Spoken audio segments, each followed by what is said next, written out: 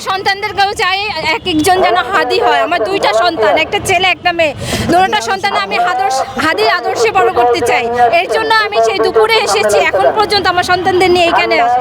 ইনশাল্লাহ সারা রাত এখানে থাকবো, চেষ্টা করবো যতক্ষণ হাদির বিচার না হবে, হাদির কোনো বিচারের কোনো সুষ্ঠু সমাধান না হবে ততক্ষণ আমরা রাজপথ ছাড়বো না ইনশাল্লাহ। এই হত্যার বিচার দাবিতে যে কোনো কিছু আমরা ত্যাগ করতে রাজি আছি। 24শে জুলাই পরে এই ধরনের ঘটনা খুবই নিকারজনক। এই ঘটনা ঘটবে আমরা কোনোদিনও ভাবি না। আর হাদির মতো একজন মানুষ, একজন ইনসাফের মানুষ এভাবে আমাদের মাঝ থেকে চলে যাবে, এটা অকল্পনীয়। এটা আমরা কোনোভাবে মেনে নিতে পারি না।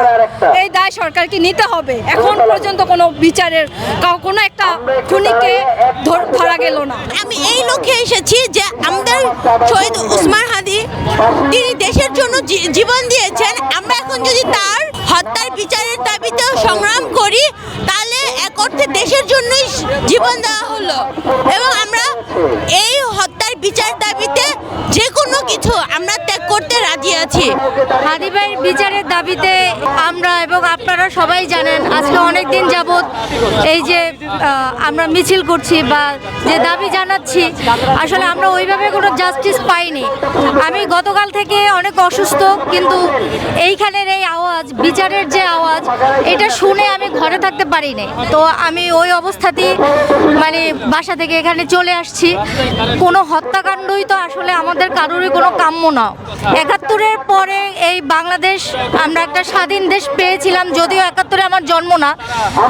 তারপরে আমরা আবার অনেক কষ্টের মাধ্যমে, হাজারো ছাত্র জনতার রক্তের মাধ্যমে আমরা আবার ২৪শে আমরা একটা স্বাধীন দেশ পেয়েছি। কিন্তু আসলে কি আমরা স্বাধীন? আমরা কিন্তু স্বাধীন হতে পারি নাই। আজকে আমাদের এই যে অধিনায়ক, সে আমাদের মাঝে আসলে নেই।